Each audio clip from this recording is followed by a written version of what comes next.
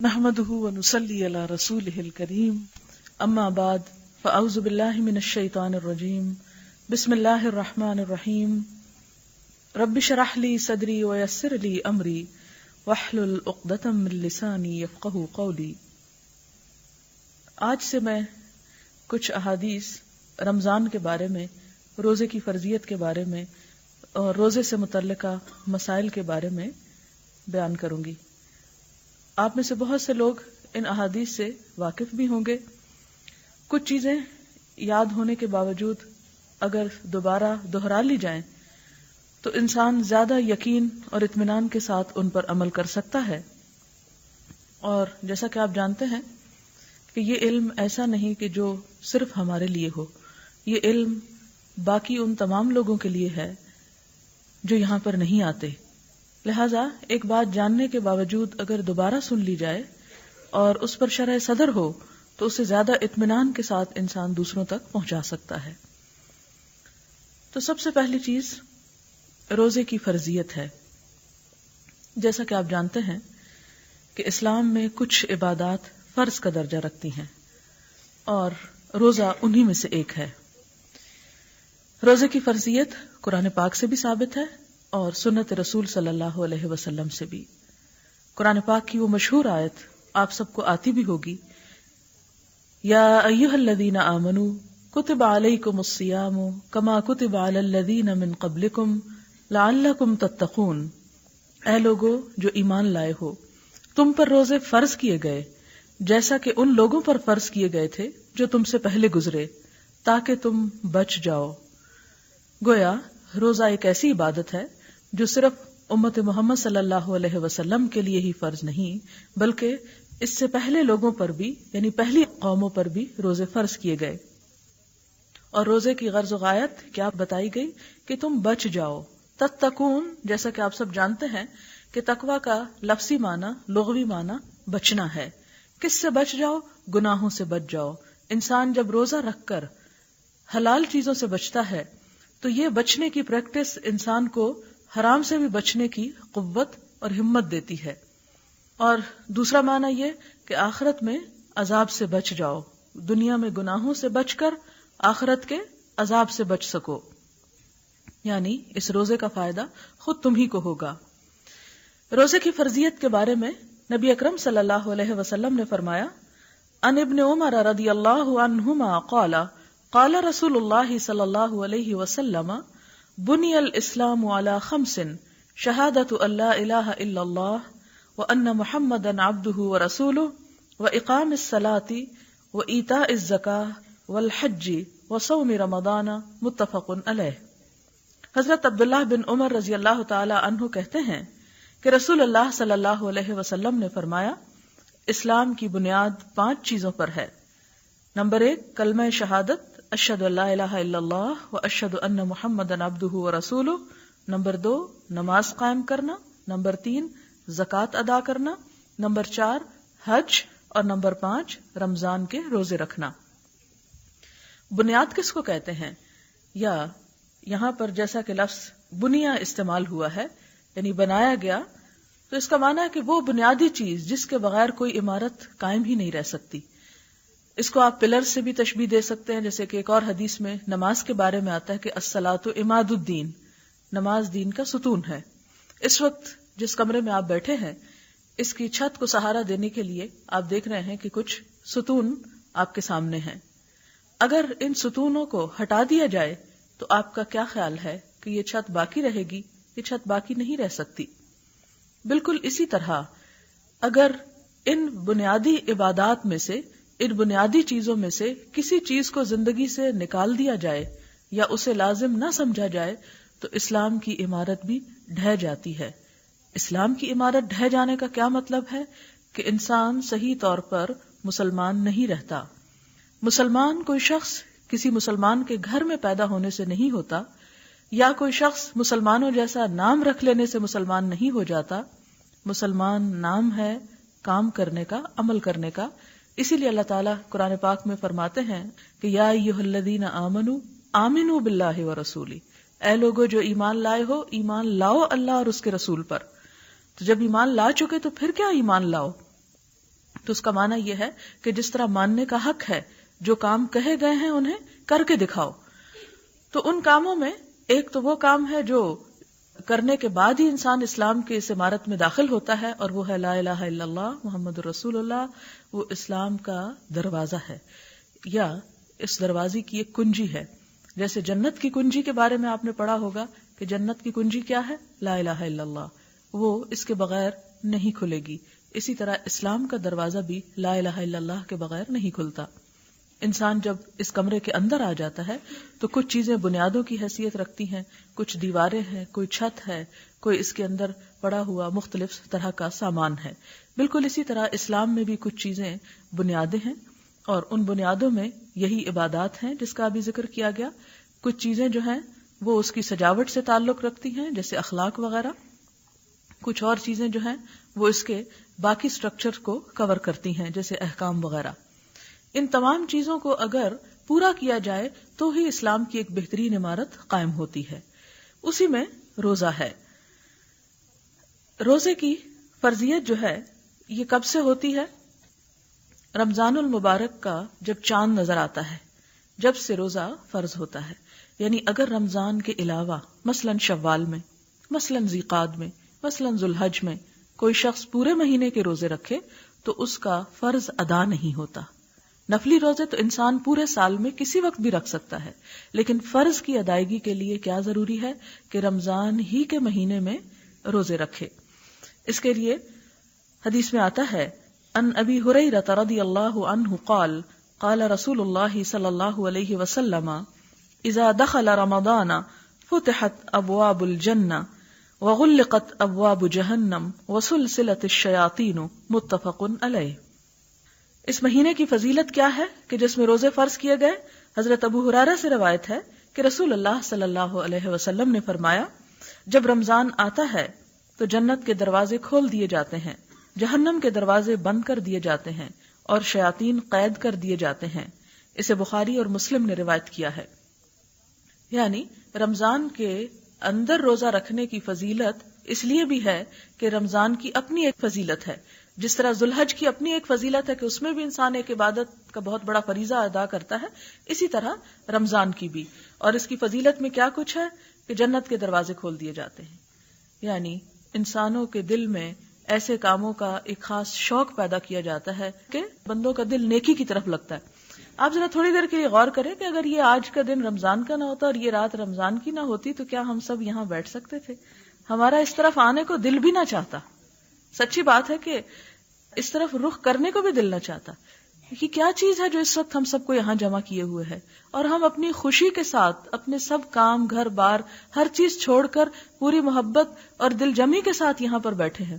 تو یہ اللہ کی رحمت ہے اور اللہ تعالیٰ کی دی ہوئی خاص توفیق ہے جو اس مہینے میں بندوں کو ملتی ہے تاکہ بندے نیکی کے عادی ہو جائیں. آپ دیکھیں کہ پہلا قدم اٹھانا ہمیشہ مشکل ہوا کرتا ہے، لیکن جب اللہ تعالیٰ کی خاص رحمت ہوتی ہے اور انسان وہ قدم اٹھا لیتا ہے اور نیکی کا کچھ عادی ہو جاتا ہے تو پھر سال بھر بھی اس کے لیے نیکی کرنا آسان ہو جاتا ہے. پھر فرمایا کہ جہنم کے دروازے بند کر دیے جاتے، شیاطین قید کر دیے جاتے. شیطانوں کو بھی قید کرنے کا اصل مقصد یہی ہے کہ انسان کو پھر کھل کر اپنے اون پر نیکی کرنے کی توفیق ہو. یعنی وہ نیگیٹو فورسز جو اس کو نیکی کرنے سے روکتی ہیں، باز رکھتی ہیں، ان کو پکڑ لیا جائے. اور اس طرح انسان کا ایک اور امتحان بھی ہوتا ہے کہ اب اسے اور تو کوئی باہر کی بیرونی کوئی فورس نہیں جو اسے اچھے کام سے روکے، لیکن جو اس کے اندر کی اگر نفس یا اس کی خواہشات اسے نیکی کی طرف آنے نہیں دیتی تو وہ انسان کی پھر انتہا درجے کی بدبختی ہے. اس مہینے کی فضیلت اس بات سے بھی پتہ چلتی ہے کہ اس میں اگر عمرہ کیا جائے تو اس کا ثواب حج کے برابر ہوتا ہے. ان عطاء رحمہ اللہ قال سمعت ابن عباس رضی اللہ عنہما یحدثنا قال قال رسول اللہ صلی اللہ علیہ وسلم لامرأة من الانصار سماها ابن عباس رضی اللہ عنہما فنسیت اسمها ما منعك ان تحجی معنا قالت لم يكن لنا الا نادخان فحج ابو ولدها وابنها على نادح وترك لنا نادحا تندح عليه قال فاذا جاء رمضان فاعتمري فان عمرة فيه تعدل حجة رواہ مسلم. حضرت عطا رضی اللہ تعالیٰ عنہ کہتے ہیں کہ میں نے عبداللہ بن عباس سے سنا کہ نبی صلی اللہ علیہ وسلم نے انصار کی ایک عورت ام سنان سے فرمایا. عبداللہ بن عباس رضی اللہ تعالیٰ عنہ نے اس کا نام بھی لیا، لیکن یہ راوی کہتے ہیں میں بھول گیا، ان کا نام ام سنان تھا. تم ہمارے ساتھ حج پر کیوں نہیں چلتی؟ عورت نے عرض کیا ہمارے پاس صرف 2 اونٹ تھے، ایک پر میرا شوہر اور بیٹا دونوں حج کے لیے گئے ہیں، اب ایک اونٹ گھر میں ہے جس پر ہم پانی وغیرہ لاتے ہیں. تو نبی صلی اللہ علیہ وسلم نے فرمایا اچھا جب رمضان آئے تو عمرہ کر لینا، اس کا ثواب بھی حج کے برابر ہے. اسے صحیح مسلم نے روایت کیا. یہ صحیح حدیث ہے، یعنی سنی سنائی بات نہیں. یہ اس لیے آپ کو ریفرنس میں دے رہی ہوں کہ اسے آپ یقین کے ساتھ ایکسپٹ کر سکیں، کیونکہ عموماً ایسے جب ہم فضائل سنتے تو بعض اوقات سوچتے ہیں کہ معلوم نہیں کسی نے ایسے ہی اڑائی ہوگی، جو لوگ جاتے رہتے ہیں وہ ایسی باتیں گھڑ لیتے ہیں. یہ گھڑی ہوئی بات نہیں، یہ حقیقی بات ہے کہ اگر کسی شخص کو حج کے موقع پر جانے کا موقع نہیں ملتا تو وہ اگر رمضان میں عمرہ کر لے تو اس کو وہ اجر اور ثواب مل جائے گا. تو اس حدیث سے بھی دراصل کیا ثابت ہوتا ہے؟ رمضان کی فضیلت. اگلی حدیث ہے روزہ قیامت کے دن روزے دار کی سفارش کرے گا. ان عبداللہ بن عمرو رضی اللہ عنہ ان رسول اللہ صلی اللہ علیہ وسلم قال الصيام والقرآن يشفعان للعبد يوم القيامة يقول الصيام أي ربي منعته الطعام والشهوة فشفعني فيه ويقول القرآن منعته النوم بالليل فشفعني فيه قال فيشفعان رواہ احمد والطبرانی. حضرت عبداللہ بن عمرو سے روایت ہے کہ رسول اللہ صلی اللہ علیہ وسلم نے فرمایا روزہ اور قرآن قیامت کے دن بندے کے لیے سفارش کریں گے.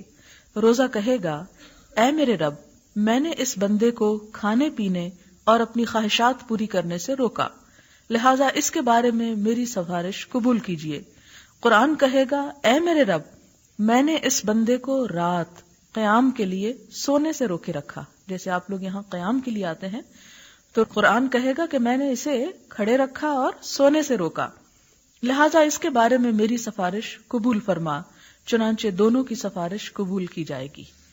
تو یہ بھی ایک بہت بڑی فضیلت ہے جو دن میں روزہ رکھنے اور رات کو تراویح پڑھنے سے انسان کو حاصل ہوتی ہے. روزے کا اجر بے حساب ہے. ان ابی ہریرہ، میں عربی حدیثیں اس لیے پڑھتی ہوں کہ یہ نبی صلی اللہ علیہ وسلم کی زبان سے نکلے ہوئے الفاظ ہیں. ہمیں یہ موقع تو نہ ملا کہ ہم آپ کے منہ سے سنتے اور آپ کی مجلس میں سنتے، لیکن الحمدللہ یہ الفاظ محفوظ ہیں اور ہم انہیں دہرا کر بھی کچھ اس دور کا تصور کر سکتے ہیں. قال رسول اللہ صلی اللہ علیہ وسلم کل عمل ابن آدم یضاعف الحسنۃ بعشر امثالها الى 700 ضعف. قال اللہ تعالی الا الصوم فانه لي وانا اجزي به يدع شهوته وطعامه من اجلي.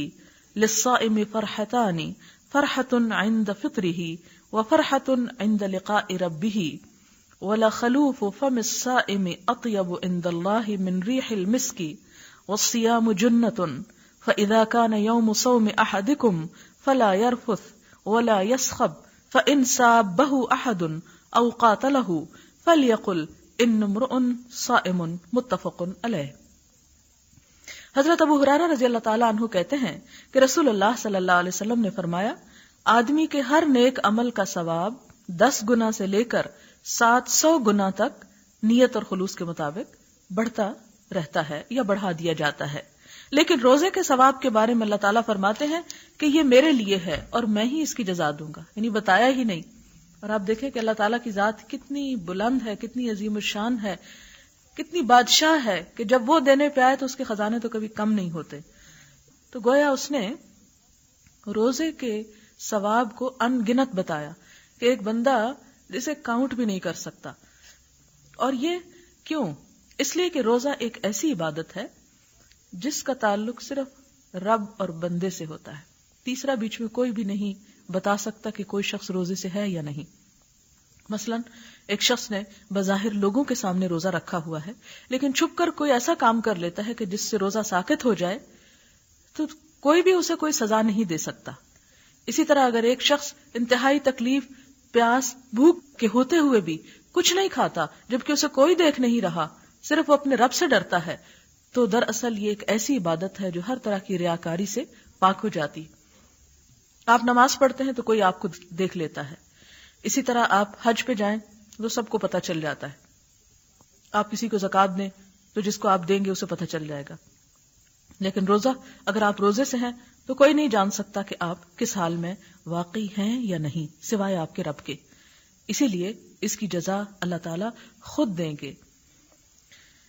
روزہ دار اپنی ساری خواہشات اور کھانا پینا صرف میری خاطر چھوڑتا ہے.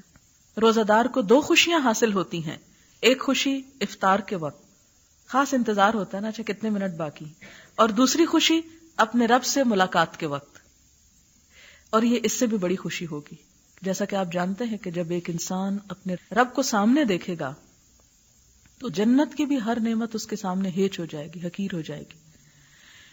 ایک حدیث میں آتا ہے کہ بندہ جب اللہ تعالیٰ کے پاس پہنچیں گے سب جنت والے جنت میں، تو اللہ تعالیٰ پھر ان سے پوچھ اچھا ابھی کچھ اور چاہیے؟ تو جو کوئی مانگے گا اسے سب کچھ دے دیا جائے گا. پھر اس کے بعد اللہ تعالیٰ اپنا دیدار کروائے، اور جب دیدار کروائیں گے تو جنت والوں کو وہ ہر چیز بھول جائے گی جو انہوں نے پہلے مانگ رکھی ہوگی یا لے رکھی ہوگی. حالانکہ جنت خود کیا چیز ہے جس کے بارے میں آتا ہے کہ کسی آنکھ نے دیکھی ہی نہیں وہ جگہ، کسی کان نے اس کے بارے میں سنا ہی نہیں، اور کوئی دماغ اس کا سوچ بھی نہیں سکتا، یعنی کسی کے تخیل میں بھی نہیں گزر سکتا. اتنا حسن ہے اس میں. تو پھر اس کے مقابلے میں رب کا حسن، اس وقت جو انسان کو خوشی ہوگی. اور پھر آپ دیکھیں کہ یہ تو دیدار کی خوشی ہے، یہاں ملاقات کی خوشی بھی ہے. آپ کو پتا ہے کہ ہر شخص اپنے رب سے ملاقات کرنے والا ہے. جیسے قرآن پاک میں آتا ہے یا ایھا الانسان انک کادح الی ربک کدحا فملاقیہ، کہ اے انسان تو کشا کشا اپنے رب کی طرف چلتا جا رہا ہے، پھر اس سے ملاقات کرنے والا ہے. تو وہ حشر کا میدان جس میں سب سے پہلے انسان رب کے سامنے جا کھڑا ہوگا، تو روزہ دار اس وقت خوش کر دیا جائے گا، اسے گھبراہٹ اور خوف نہیں ہوگا، وہ پورے اطمینان کے ساتھ اپنے رب سے ملاقات کرے گا. تو یہ ایک بہت بڑی سعادت ہے جو اس مشقت کے بعد ہی انسان کو ملتی ہے. مزید آپ نے فرمایا کہ روزے دار کے منہ کی بو اللہ تعالیٰ کو مسک کی خوشبو سے بھی زیادہ پسند ہے. نیز آپ نے فرمایا کہ روزہ گناہوں سے بچنے کے لیے ڈھال ہے، لہٰذا جب کسی کا روزہ ہو تو کوئی فحش بات نہ کرے، کوئی بےہودہ بات نہ کرے. اگر کوئی اسے برا کہے یا لڑنے کی کوشش کرے تو اسے کہہ دے کہ میں روزہ دار ہوں. اسے بخاری اور مسلم نے روایت کیا ہے. تو اس سے کیا پتہ چلتا ہے کہ روزہ ڈھال ہے. ڈھال کیا کرتی ہے؟ تلوار کے وار کو روکتی، انسان کو ہلاک ہونے سے بچاتی.